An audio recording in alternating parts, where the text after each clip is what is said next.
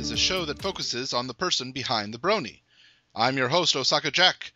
Please sit back and relax as we talk to this week's guest, Brony. Hello, everyone. This is Osaka Jack with Into the Spotlight on Everfree Network. Today with me, I have an artist whose work you're probably familiar with at some points, Muffinshire. Hello. Hello. Thank you for having me on. Oh, thanks for being on. Now, you mentioned it before we started recording, but my pronunciation is one of two correct pronunciations. That's right. You can pronounce it Muffinshire or Muffinshire. Sheer. Muffinshire. That's usually, how place names would be pronounced in the UK, where I'm from. You can't tell by my accent.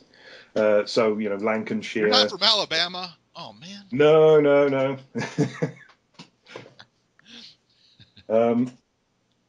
But you could also pronounce it Muffinshire, as in a shire horse. So we've got a bit of a horse pun tucked away in my handle there. I have to admit, it's probably just because it's the book that I'm reading right now, but my first thought was hobbits. Yes. Well, of course, J.R.R. Tolkien was an English writer, based a lot of the Shire on parts of England. Yeah. Yeah. So, I heard Muffinshire, I just thought, Mr. Frodo Muffin and Samwise Muffin. I can deal with this, yes. My feet aren't that hairy, though. Well, now you need to take this little muffin, and you need to just draw two little stick feet with big old bunches of hair on them. Yes. And this will be a Shire Muffinshire. Mm. The idea of a hairy muffin is so disgusting. I can't. Oh, no. Moving on. Well, if anybody is not familiar with your work, can you describe a little bit, what do you do? Well, what I'm probably best known for is writing and drawing the ongoing comic strip, Twilight's First Day, which is following young Twilight Sparkle on her first day at Celestia's School for Gifted Unicorns. Right. I do a little bit of other art, but this is the one thing that sort of really got popular. And I've been doing that since about October 2012. Okay, so approaching 6 months then? Or actually... approaching... much sooner. A year and a quarter now, just over. Oh, right, yeah, it's 2014. I can do maths. Okay. Yes, yeah. Still not used to it. I'm still writing 13 on the dates as my dates on official documents and things like that. Yeah. It takes forever to get used to the date change. Yes. Yeah. Next year should be easy. Yes. Next year should be easy just because that's the year that Back to the Future 2 is set in. So.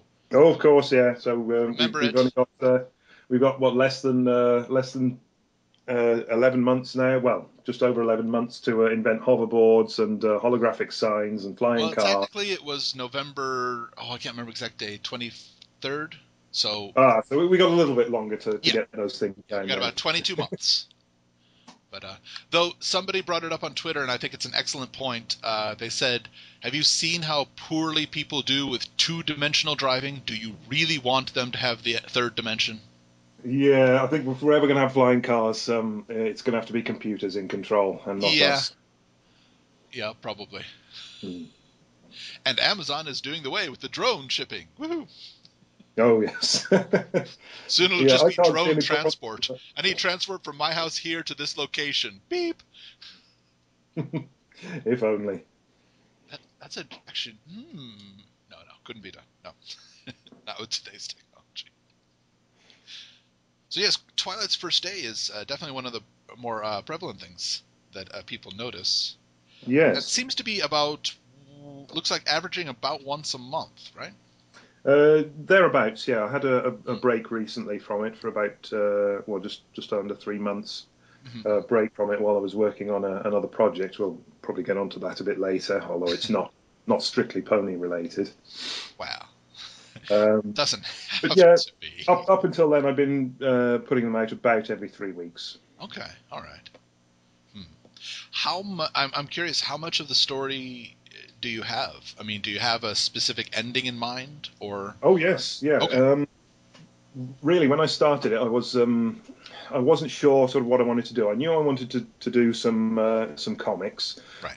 so I was sort of batting around different ideas, and sort of dithering back and forth between whether to do just sort of standalone joke-based strips or whether to do something with an ongoing story. Sure, sure. And I sort of played with some different ideas. I thought, maybe a comic about the flower trio, Lily, Rose, and Daisy together, and sort of what they get up to. That'd be sort of quite good for very sort of standalone joke-based humor.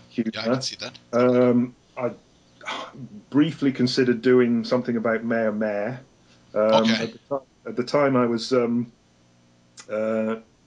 rewatching all the old episodes of Yes Minister and Yes Prime Minister, Okay. a sitcom on British TV in the 1980s. And it's a very witty political satire Right. about a minister, a government minister who he wins the election.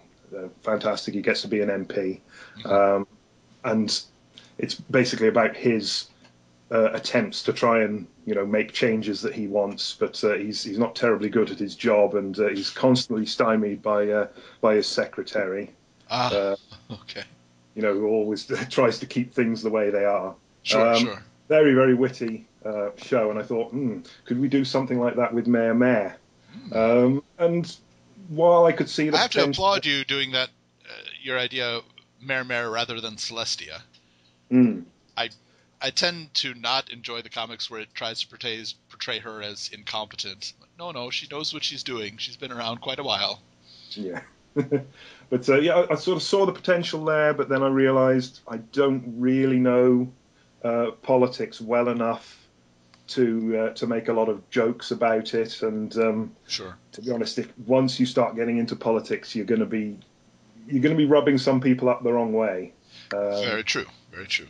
Even if you try and stay away from very divisive topics, Right. you're still going to attract some people who'll disagree with you and say, oh, blah blah blah, I don't think you're right about this.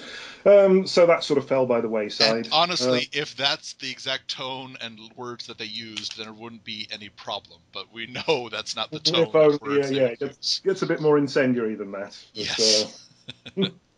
but there we go. Yeah. Okay. So you anyway, this was sort of coming on the heels of Equestria Daily's artist training grounds. Okay. Back in August 2012. So this was before I'd started Twilight's first day. I'd just sort of got back into doing cartoon art. I mean, I've been dabbling in it for many years now. Sort of even when I did my art GCSE, that's at the end of I suppose that sort of lines up with high school in the United States. You do GCSEs at the age of about 15 or 16. So that's sort of end of the is that the junior year in high school? I can never keep track of it. When you graduate American high schools, you're 18. So yes, so that'll be the equivalent of what's called the sixth form. Okay.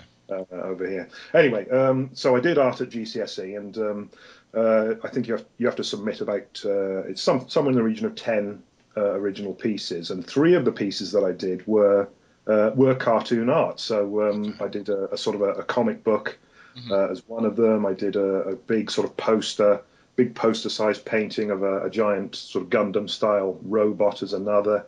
Nice. So I've been doing cartoon style illustration for many, many years, and as is the way, real life tends to get in the way. You get a job, you end up having to do that, and the old hobbies fall by the wayside. But, sure. It sounds crass, but no, it's true. You do what you got to do so you can do what you want to do.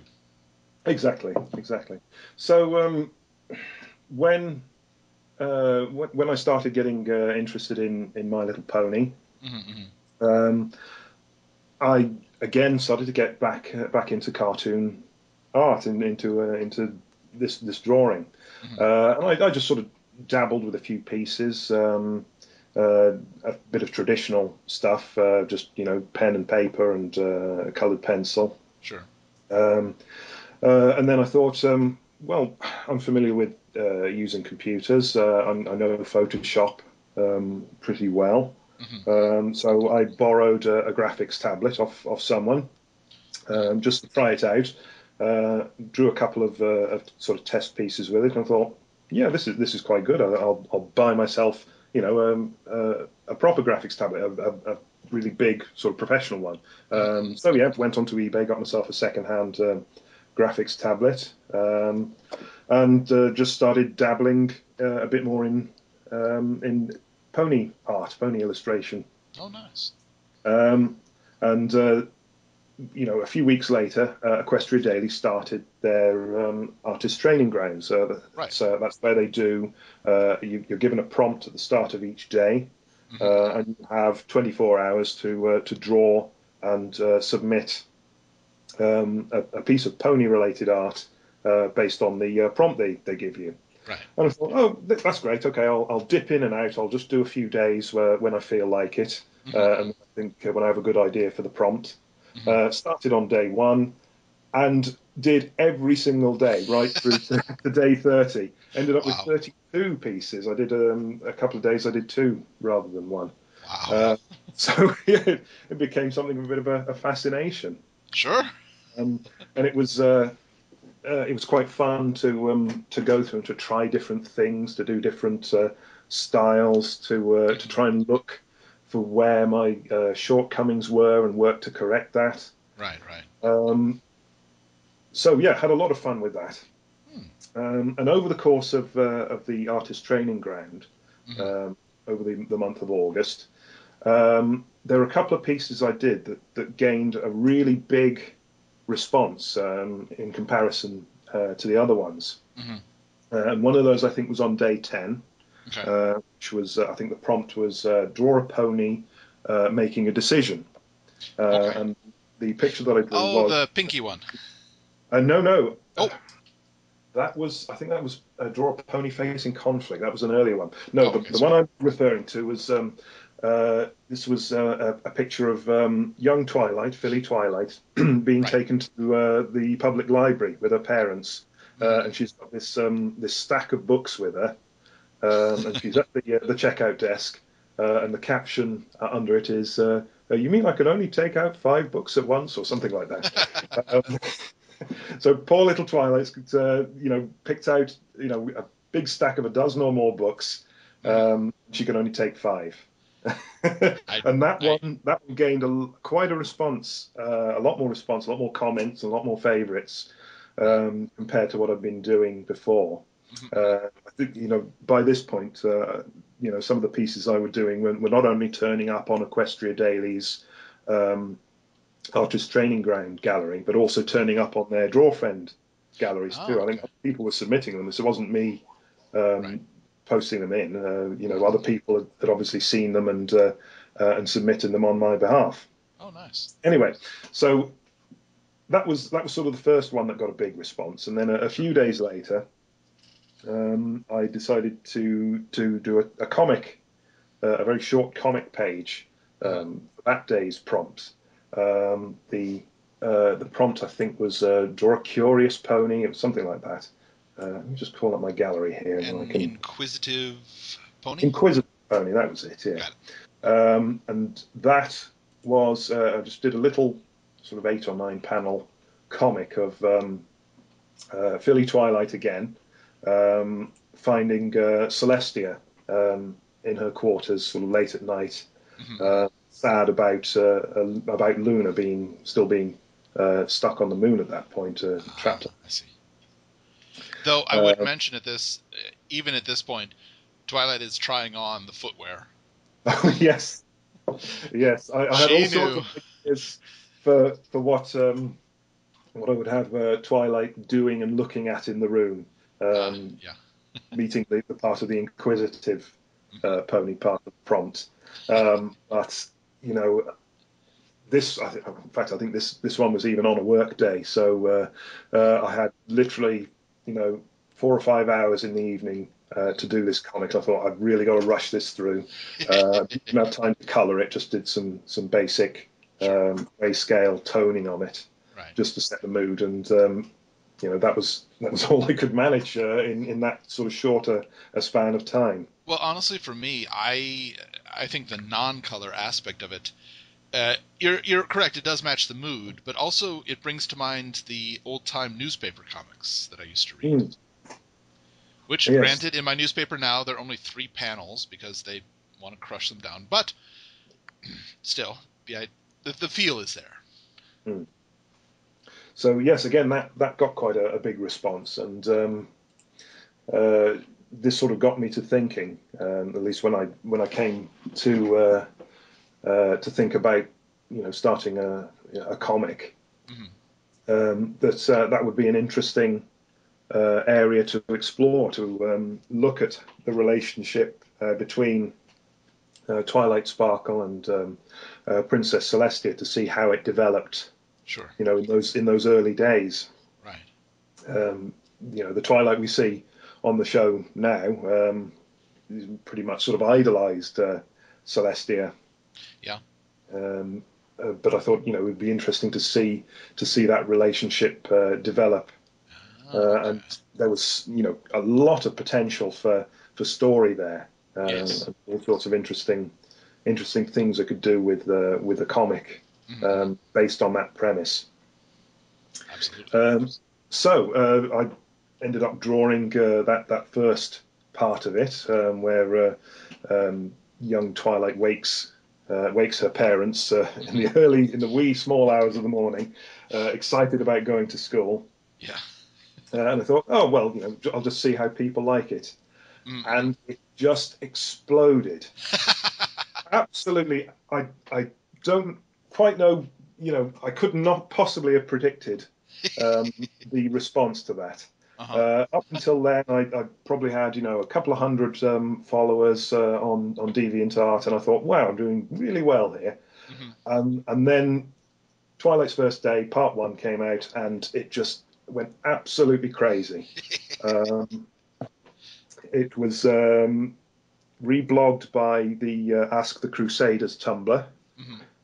So that's a really popular Yes. Tumblr, and loads of people got to see it that way. It ended up on the front pages of I think Reddit and Funny Junk.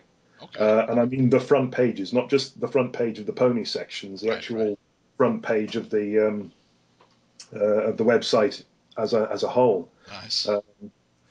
Again, these were all just other people spreading them around. I hadn't really sort of gone to any great efforts to promote it. I was just sort of doing it as a fun thing, a fun hobby. Sure. And if people saw it and liked it, so much the better. So naturally, by this point, I thought I've got to continue this story now. I've got people's attention. So I sat down and I planned out where I was going to take this story. I started out just with a vague idea that we could have Twilight and Shining Armor both going away to their respective schools on the same day. So Twilight going off to magic school, Shining Armor going off to the cadets, the Royal Guard cadets. And I thought there's plenty of potential for a story there. Didn't really have much of a plan of where to take that. So after the first part sort of exploded like that, I sat down and planned out what I was going to do with the story, and where I was going to take it, sort of the key moments that I wanted to appear in the story.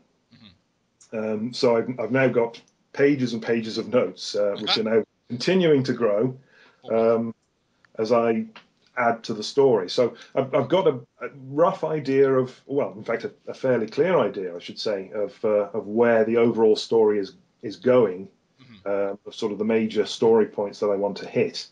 And now I'm just sort of joining the dots as I go. But as I go, I'm introducing more and more elements that I wouldn't have thought of at the start. Yeah. Uh, I'll give you a good example. The section where the part of the story where Twilight accidentally boards the airship. Yes. And encounters Thunderhead, the Pegasus with the broken wing. Right.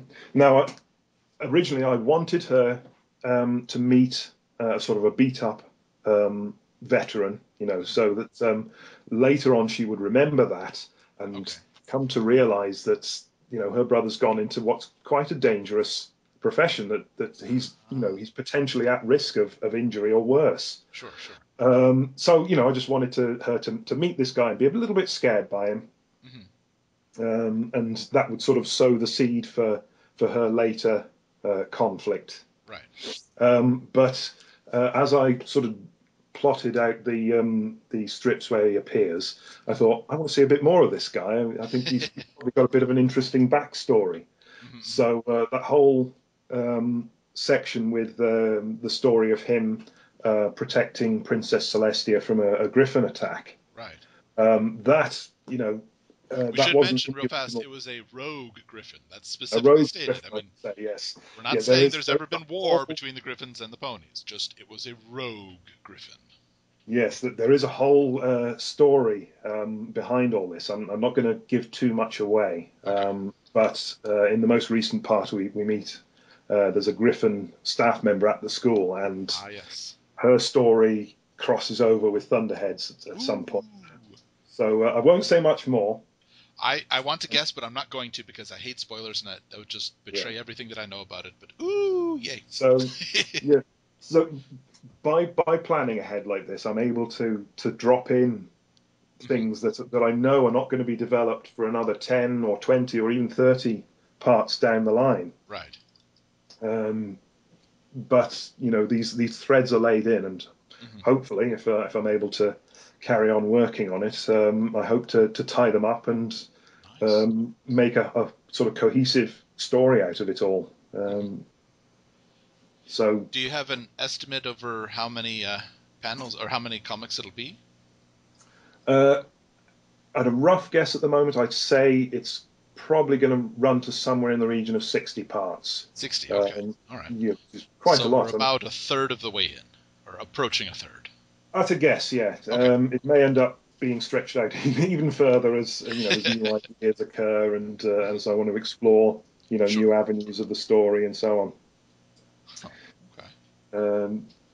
But yeah, 60 parts is roughly what it would take to tell at least the bare bones of the story that I've got planned out.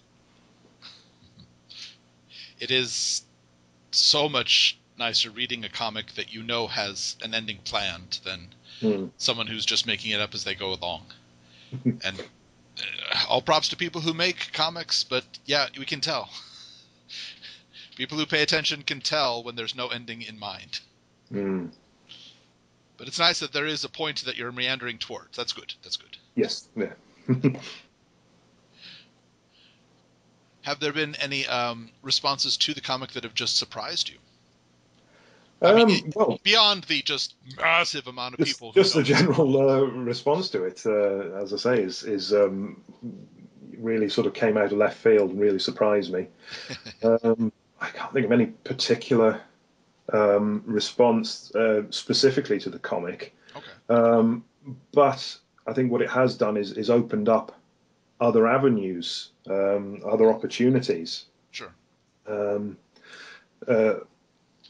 One of the interesting things that sort of came out of this was a charity comic that I did, and this was just after I'd done the second part of Twilight's first day. Right.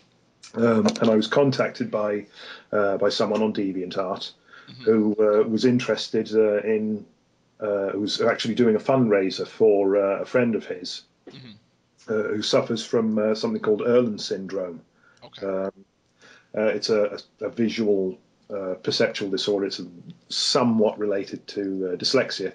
It's where basically the person has difficulty with reading. I think it's something to do with when there's very high contrast something, it sort of overloads their vision, and they have to have special glasses and so on to help alleviate this. Now this chap was raising money for tests and for these special glasses for his friend. Was running a fundraiser on, I think it was on Indiegogo. Okay. And both of them are into My Little Pony, of course, and they wondered if the fandom would want to help. So he, as I say, he contacted me on DeviantArt, and asked me if I'd be interested in just doing a short comic, just to sort of raise awareness, and then they put a donation link on the comic. Sure. Now his suggestion was to have something like I don't know, Rainbow Dash reading and then explaining about it or something. I said, no, what I want to do is and no, he obviously he said I'm wide open to suggestions. Good. That's a good plan when you're talking to artists. I didn't just sort of say no, I'm not going to do that. He said, if you can think of anything better, you do it. And I thought, well, Final Scratch. She's already a character in the show. She already wears tinted glasses. Very true. And I'm kind of a fan of in comics where the artist uses just the images to tell the story. Yes. You see this sometimes in webcomics where people will just flood it with a wall of text. Yeah. It's almost a fanfic with illustrations. Yeah. And I tried to sort of pull away from that and say, not just in this charity comic, but in Twilight's First Day and in all my other things that I do, to try and tell as much as you can of the story, just using the visuals, just using the expressions on the characters' faces, just using the composition of the panels and so on. Sorry, I came up with this idea of Octavia and Vinyl Scratch as roommates in college, and just showing a little act of kindness from one of them helping the other. Yeah. That ideally suited a charity drive like that. And again, massive response to that. I was hoping, maybe we'd get them another $50 or $100, maybe if we were lucky. And I think within about 2 days of the comic coming out, they raised, I think it was about $270, something like that. Wow. And reached the target, and well, that was fantastic. That's amazing. So, That's wonderful.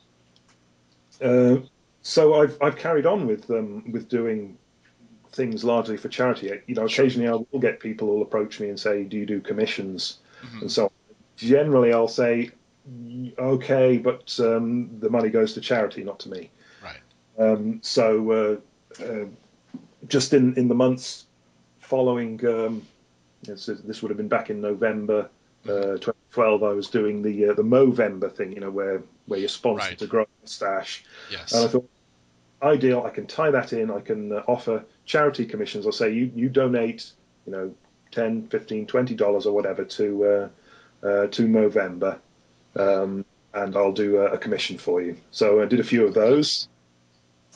And most recently, I have to mention real fast the disturbingly cute Cutie Mark Crusaders with mustaches. Yes, that was such an appropriate commission for Movember. I didn't set out and say, "Oh, it must be mustache related." Right. That's too restrictive. But someone said, "Oh, I want to see the Cutie Mark Crusaders growing mustaches," and I thought, "That's perfect." It's disturbingly cute. It worked out very well. Yes, it did. Yeah, so that's sort of my most recent bit of charity artwork was a canvas painting which was auctioned at Buck, which is the UK pony convention, Sure, which was held back in the summer of 2013, and they have a huge charity auction there. All sorts of things being auctioned, for everything from merchandise to full size, character suits and everything. all sorts of things on there. And I think they raised around about £8,000 That's amazing. for cardiac charity. Oh, nice. So yeah, and I think was it £200 of that was my contribution. Ah. So yes, and I'm still in contact with the person who bought it at auction, and he Nice. says he's very, very happy with the painting. Yeah, and this is not just something you did on the. This is actual painted. I mean, it's. That's right. Yes, on a fabric. Okay. Or yeah, on canvas, on an actual canvas painted with acrylics. Mm-hmm. This is something I actually started up in around about the same time I was starting to get into My Little Pony and so on. Right. My sister actually asked me if I'd be interested in doing a mural for the wall of my niece and nephew's playroom. Okay. And I said, sure, no problem. And then she changed her mind. She said, could you do it on a canvas instead? And that way it can be moved around. It can be moved into their bedrooms or whatever if, as they grow up or, sure. As circumstances change. Right. And so I did this big painting of animals. It was sort of jungle animals, elephants, tigers, that sort of thing. Right. On a great big canvas, a big sort of 3 foot by 3 foot canvas. Wow. Okay. And so that's sort of where I started to get back into doing canvas painting, Sure. doing traditional art again. Huh. Again, something I hadn't really done in many years. Mm-hmm. And I've carried on doing these canvas paintings as birthday presents for my nieces, plural now, as their numbers have grown. And so I thought, I might as well do my little bit for Buck for the charity auction, and did that canvas painting called Tea Time Magic Practice. And well, there we go. Earned a little bit of extra money for charity there. Yeah, that's great. That's wonderful. Huh. Mm. And in all honesty, there is nothing more apropos for a Buck piece than Tea Time. Well, that was my thinking. Yeah. One of the other things close to that in the DeviantArt, you're good at just making people go awe. That seems to be the response. Always seems to end up in the comments. Lots of people complaining that I'm giving them heart attacks and so on. Well, I suppose it's apropos then you're helping to donate towards the cardiac risk in the young. Yes, yeah. But no, just for me, Big Mac as worried as possible because Smarty Pants has a rip. That was fun. That was just me on an art table at Buck, just drawing away and chatting with some fellow fans, and I just sort of came up with that as we were talking. It's adorable, but it's definitely a oh piece. And okay, I admit this fully. I liked the Nightmare Night with Philly Twilight. Can we play the Spider Yes. Toss next? Mm. I did not recognize that in the background there are two ponies dressed up. Yes, this fooled a lot of people. There's a lot of comments on DeviantArt and other places where people have said, "Gosh, Princess Celestia looks very butch." No, I got it now because I zoomed in like, oh, look at that. That cutie mark doesn't belong to Celestia. Does belong to another white pony though. That seems to be the part that everyone homes in on. They certainly generated the most response anyway. I liked it at first, but then I saw that, and yeah, and with the tricolored mane, pinkish pony directly across from Celestia, in quotes, doing the smiling and yay, we look good together. Sure. So I'm assuming that coming up in the next 44 some odd Twilight's first days, there's going to be a lot of awe moments. Well, yes, I'm hoping to keep up the cuteness factor. Yay! Comics as we go. As the story progresses, I'm hopefully getting Twilight into little situations where she's she's going to be herself and usual do all sorts of cute things.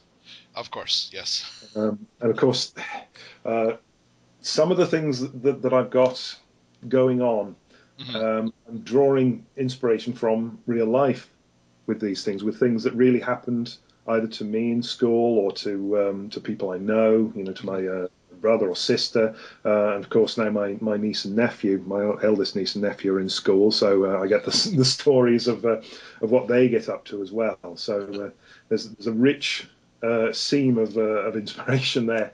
Oh yes. For things that are going on. Well, let me give you an example. If I had to guess, I would say the two students trying to convince her that boarding school students were strapped to a board at night. Surprisingly, no. That's just an invention of my own. Okay, all right. The one most obvious part that I think that comes from a real life incident that happened to myself is in part 12, where Twilight, she's just seen her brother off to school, for the first time, and she's sitting in the back of the taxi there, and she looks at Smarty Pants and says, well, what are we going to do now, Smarty Pants? And I'm told, because I don't remember this myself, right? I'm told that those are more or less the words that I said when I saw my older sister off to school for the very first time. I'd only been about 3 at the time. My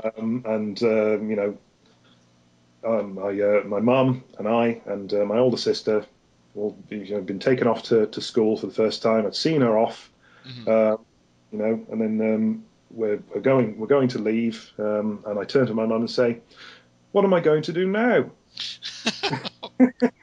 Because been my little playmate for all these years, and she was off at school, and I was still at home. I was too young for school at that point. Sure. So that's based on a real life incident, and there are going to be more of those as the story progresses. Wow, I'm guessing you also fought a griffin at some point. A rogue griffin. Sorry. Oh, I don't like to talk about that.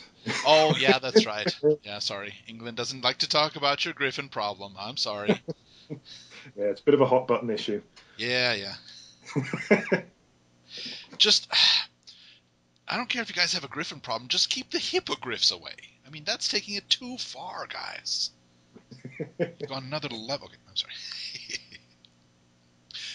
Well, there is another thing that you haven't done for a while, but we did touch on it a little bit. Are the paper crafts? Yes, yeah. I guess in the early days of when I started getting involved in the fandom, I was still sort of trying to find my niche, as it were. So papercraft was one of the things I'd sort of dabbled vaguely in the past. Really, just making other people's kits and kits that other people had designed. Sure. And I thought, well, I could have a go at doing a pony papercraft kit. And I think certainly at the time there was no sign of a Nightmare Moon toy, no actual merchandise with Nightmare Moon on. Of course, right. That's now different. Yeah. So I started out doing this Nightmare Moon papercraft. Just sort of constructed it in 3D in a 3D package in Maya. Exported it into Papercraft Designer, and just sort of played with it from there. And well, it's a heck of a learning curve. Making your first papercraft kit, I think I went through about 4 or 5 different prototypes. Oh, wow. All sorts of various different experiments to try and get it to work, and I still don't think it was quite right, so I revised it when I came to do later papercraft ones. I went on and did Princess Celestia's as a papercraft model, and that revised it slightly, and then later still chrysalis. Again, at the time there were no sign of any chrysalis toys, and now there is there's one or two official. Yeah, I don't know. Full-size one, which is a kind of lazy respray of the Nightmare Moon one, and then I think there's the blind bag size ones, which are nicer. Yes, that's true, and that's honestly, in my mind, sad that the blind bag ones are nicer than the larger ones. It should be reversed. Yes, but still we have to work with what we've got. Very true, very true. So yes, as I say, at the time I was sort of dabbling in all sorts of different things to do with the fandom, and tried this papercraft out, and there was quite a good response to it, but sure.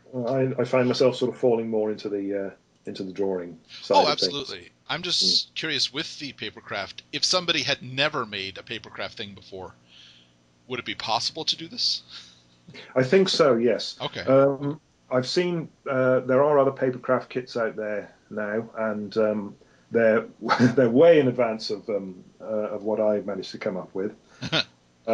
Certainly a lot more show accurate. Well, I'm sorry, I'm totally in the dark. I've never tried a papercraft one, but do I need glue or tape or? Yes, glue. Glue is the way to go. Okay. I tried to keep the kit, as straightforward as possible, so that someone who's not terribly, who hasn't done papercraft before, who's not terribly familiar with how it all works, could at least attempt it. And certainly there have been plenty of people who on DeviantArt have contacted me and said, look, I've done this version of your kit, or I've adapted it into another character. Oh, nice. So that's always nice to see. And I think one user did an enormous scale one that sort of stands about 3 feet from floor to head. Wow. So people have taken these patterns and done their own thing with them. That's impressive. And as I say, there are more show accurate ones out there, but they are. Right. I've looked at them myself, and they are vastly more complicated. Right. So not really the sort of thing a beginner should take on. Okay. Gotcha. A lot of them are based, I think, on the Gmod models that are out there. Basically, they've taken the Gmod models and adapted them into papercraft. I see. So they're very show accurate. They look fantastic when they're done, but you have got to have some serious patience to put that together. And I would assume very dexterous hands. Indeed. Okay, maybe we'll start with something simple, and then work our way up. Well, speaking of doing something very simple, I think the thing that got the project that got them more attention, I think, than the papercraft is the Sonic Rainboom mobile that I did, and that's something someone can do in an afternoon. Yeah, that's true. And a lot of people have sent me pictures of the ones that they've completed. So that's always fun to see. That looks it looks really good, but I think I probably won't do it just because there will. If I put this up in my school, people who don't know the reference, which would be most of them, might think that it's 3 falling ponies and not understand what's happening. And yes, taken out of context, it does look rather odd. Yeah, possibly for my home, but yeah, just not for the school, definitely. Well, another one that you seem to still, for the most part, keep up with is the Ask Pun Pony.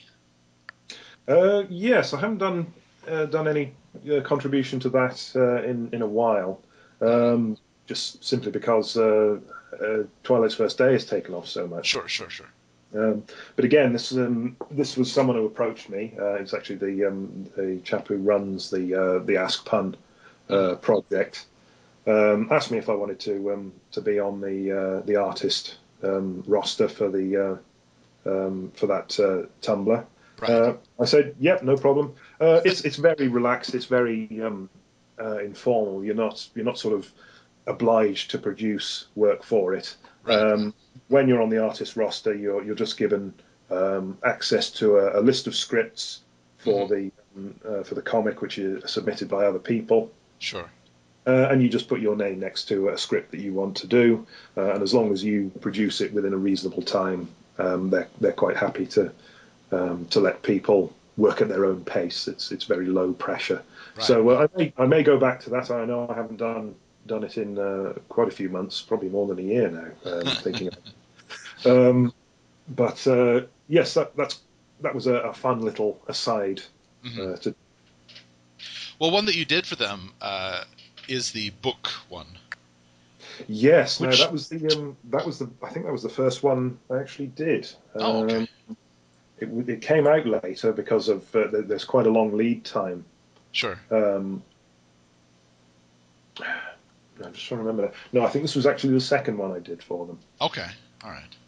But the third one to come out, I'm to cast my mind back now to when it was. Okay. It's okay. Like I say, there's quite a long lead time on it. Often, you'll submit a finished strip and then it won't show up on the Tumblr for 3 months. Sure. But that's just the way it goes. They've got a great long queue of completed strips, so Good. they're going to keep that running for plenty of time. Good. But as soon as I saw that particular strip, that particular script in the list of comics to be produced, I knew I had to do that one. Right. I rather liked the short little poem and the imagery that you could have with it. Yep. And I think to date it is the only pony thing that I have seen that centers on books and does not have Twilight in it. That's true. Everything always seems to boil down to Twilight and books. Mm-hmm. Which is understandable. She loves books, sleeps in the library. Sure, we're going to see a lot of book stuff. Understandable. Yeah. But I'm sure other ponies like it at some point, too. Yeah, we do see a bit of Rainbow Dash after... That's true. After Read It and Weep. Yeah. Well, a question that I ask in each of my interviews, in all of My Little Pony, what would you say is the one line or one scene that defines you as a brony? Wow, defines me. Or speaks out to you? That's a good question. To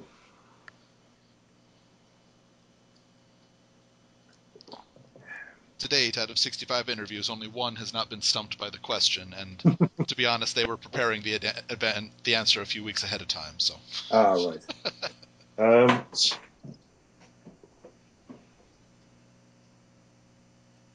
I'm just trying to think now. Usually, just your first instinct when I say the question is usually the best answer.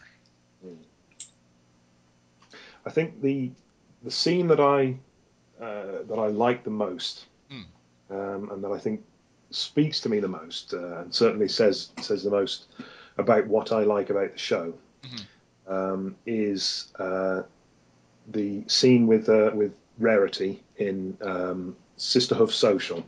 Okay. Where she realizes what she's done, how she's driven Sweetie Belle away. The famous "What have I done?" scene. Right. Because that's sort of the culmination of the episode, of the emotional sort of message of the episode. Sure.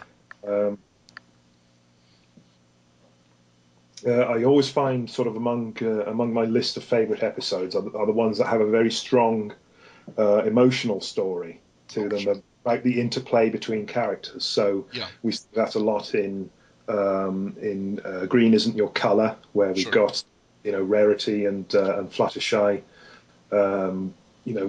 trying to make sure that they're not hurting one another's feelings, but concealing their own. That's always very very enjoyable to watch. We see it in Sisterhood Social, as I mentioned, where we've got Rarity and Sweetie Belle's expectations of each other, sort of bumping up against one another and causing conflict.